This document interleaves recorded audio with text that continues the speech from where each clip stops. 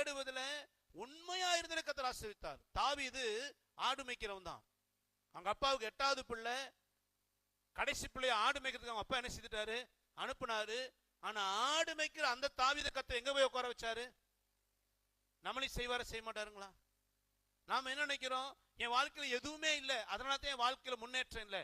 தாவீதுக்கு எதுவுமே இல்லை. ஆடு மேய்க்கிற வெறும் கோலும் தடியும் வச்சிருந்தவன் அந்த தாவீதை கொண்டு போய் எங்க உட்கார வச்சாரு? அரண்மனையில ராஜாவாக ஒரு உயர்வை கொடுத்தார், ஒரு மேன்மை கொடுத்தார். நீங்க 2 சாமுவேல் புத்தகம் 5 அதிகாரத்தை வாசித்தீங்கன்னா தாவீது நாளுக்கு நாள், நீங்க 2 சாமுவேல் 5:10 வாசித்தீங்கன்னா தாவீது நாளுக்கு நாள் விருத்தி அடைந்தானாம். அவனுடைய ஆசீர்வாதத்தின் வளர்ச்சி எப்படி இருந்துச்சா? நாளுக்கு நாள் டெய்லி ஒரு சேஞ்சஸ் வாழ்க்கையில. கொஞ்சம் யோசித்து பாருங்களேன். வருஷத்துக்கு ஒரு மாற்றம் இல்லை.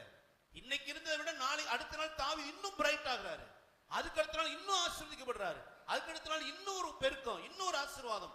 நாளுக்கு நாள் கர்த்தர் உயர்த்தினார். அது ரகசியம் என்னன்னா, தாவீது தேவனை தேடுவது உண்மையிலவன். நீ 42 சங்கீதம் முதல் 2 வசனம் வாசிங்களேன். மானானது நீரோடைகளை வாஞ்சித்து கதறுவது போல, தேவனே என் ஆத்துமா உம்மை வாஞ்சித்து கதறுகிறது. என் ஆத்துமா தேவன் மேல், ஜீவனுள்ள தேவன் மேலேயே தாகமாய் இருக்கிறது. நான் எப்பொழுது தேவனுடைய சந்நிதியில் வந்து நிற்பேன். எப்பொழுது தேவனுடைய சந்நிதியில் வந்து நிற்பேன். தாவீது சொல்றாரு, எதுக்கு இருதயம் வாஞ்சிக்குதான்? எதுக்கு இருதயம் வாஞ்சிக்குது? தேவனுடைய சந்நிதியில வரணும், கர்த்தரை ஆராதிக்கணும். அப்படி இருதயம் எதுக்கு ஏங்குது அப்படின்னா, நான் எப்போ தேவன் ஆலயத்துக்கு வருவேன், எப்போ நான் கர்த்தரை ஆராதிப்பேன். அது எங்க இருந்து இந்த ஏக்கத்தை சொல்றாருன்னா, சவுலுக்கு பயந்து உயிரை கையில பிடிச்சுக்கிட்டு காடு மலைன்னு ஓடிட்டு இருக்கிறாரு. வாழ்க்கையே ஒரு போராட்டம், சுற்றிலும் நெருக்கம், ஒரு சமாதானமற்றது போல ஒரு சூழ்நிலை. எப்ப மரணம் வரும்னு தெரியாது, நிலைவரமா தங்கறதுக்கு இடம் கிடையாது, காடு மலைன்னு ஓடுறாரு, தங்கறதுக்கு நல்ல வசதி இல்லை, ராத்திரி தூங்க நல்ல இடம் இல்லை, நல்ல சாப்பாடு இல்லை, ஆதரவான மனிதர்கள் இல்லை. அந்த நெருக்கத்துல தாவீது சொல்றாரு, என் இருதயம் எல்லாம் ஒரே ஒரு காரியத்துக்கு ஏங்குது. அந்த ஏக்கம் எதுக்குன்னா, என் தேவனை நான் ஆராதிப்பது. அல்லேலூயா. யோசித்து பாருங்க, நம்ம காடு மலையெல்லாம் அலையில, ஏதோ ஒரு வாடகை வீடுனாலும் கர்த்தர் கிடைச்சிருக்கிறாரு, தந்திருக்கிறார். ஏதோ ஒரு வேலை, ஏதோ ஒரு வருமானம், நமக்கு அன்றாட நம்ம வாழ்க்கை கடத்தி கொண்டு போவதற்கான சூழ்நிலை கர்த்தர் கொடுத்திருக்கிறார். உயிரை கையில பிடிச்சு நம்ம ஓடல. ஆனா இவ்வளவு ஆசீர்வாதம் இருந்தே நம்ம கர்த்தர் என்ன செய்யறோம்?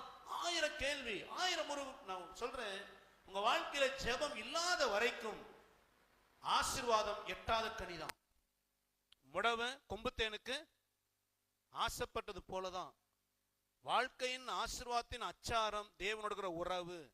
அதுலயும் உண்மையா இருக்கணுமா? இந்த தாவீதை பாருங்க, நெருக்கத்தின் மத்தியில அவ்வளவு ஆண்டவர் உண்மையா தேடினான். இப்ப கர்த்தர் என்ன பண்ணாருன்னா, ராஜாவா உட்கார வச்சுட்டார்.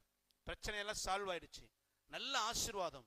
சில பேர் பார்த்தீங்கன்னா நெருக்க வரும்போது நல்லா ஜெபம் பண்ணுவோம், கழுத்துல கத்தி வந்துருச்சுன்னா ஆண்டவரை கையை காலை பிடிச்சு உழுக்கும் ஆண்டவரை. கொஞ்சம் ஆசீர்வாதம் வந்த உடனே சிம்பிளா சொல்லுவான், ஜெபிக்க எங்க ஃபர்ஸ்ட் நேரம் இருக்குது, முன்ன மாதிரி எங்க நேரம் இருக்குது.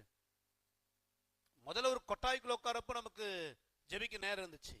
இன்னைக்கு ஒரு ஆசீர்வாதம் வந்து தேவைகள் சந்திக்கப்பட்டு வாழ்க்கையில ஒரு செழிப்பு வந்து ஒரு மேன்மை வந்த உடனே நம்ம சிம்பிளா சொல்றோம், ஜெபிக்க என்ன இல்லை, நேரம் இல்லை. இப்ப தாவீது அரண்மனையில் இருக்கிறாரு. இப்ப ஒரு பிரச்சனை இல்லை தாவீதுக்கு. முதலையா சவுலுக்கு பயந்து காடு மலைன்னு ஓடுறாரு. அங்கன்னு சொன்னாரு, நான் எப்ப கர்த்தர் ஆலயத்துக்கு வருவேன்னு. இப்ப பாத்தீங்கன்னா கர்த்தர் ஒரு சமாதானத்தை கொடுத்துட்டாரு. தாவீதுக்கு சத்துருக்களே இல்ல, எல்லாமே சந்தோஷம், பெரிய அரண்மனை, இப்ப சுகமான வாழ்க்கை. ஆனா தாவீது நம்மள மாதிரி எனக்கு ஜெபிக்க நேரம் இல்லை, சர்ச்சுக்கு வர நேரம் இல்லை அப்படின்னு சொல்லல. தாவீது அரண்மனையில் படுத்து சொல்றாரு, நான் கேதுரு மரங்கள் இருக்கிற அரண்மனை வீட்டில் இருக்கிறேன், கர்த்தருடைய பெட்டி எங்க இருக்குது? எதை குறித்து யோசிக்கிறாரு? கர்த்தரை குறிச்சு, கர்த்தருடைய ஆலயத்தை குறித்து. அதே 7 அதிகாரத்துல நீங்க 18ஆம் வசனம் வாசித்தீங்கன்னா, அப்பொழுது தாவீது ராஜா உட்பிரவேசித்து, அதாவது அரண்மனைக்குள்ள ஒரு ரூம் வச்சிருக்கிறாரு, அந்த ரூம்குள்ள போய் கர்த்தருடைய சமூகத்தில் இருந்து, கர்த்தராகிய ஆண்டவரே தேவரீர் என்னை இதுவரை கொண்டு வந்திருக்கிறான், எம்மாத்திரம் என் வீடும் ஒரு அழகா ஒரு ஜெபம் எங்க பண்றாரு? அரண்மனைக்குள்ள சுகமா தங்குற தன் வீட்டுக்குள்ள ஒரு செப்பரேட்டா ஒரு ரூம் வச்சிருக்கிறார். அந்த ரூம் எதுக்குன்னா ஜெபிப்பதற்கென்று. அரண்மனை வாழ்க்கை வந்த பின்பு கூட தாவீது தேவனை தேடுவது உண்மையா இருந்தான்.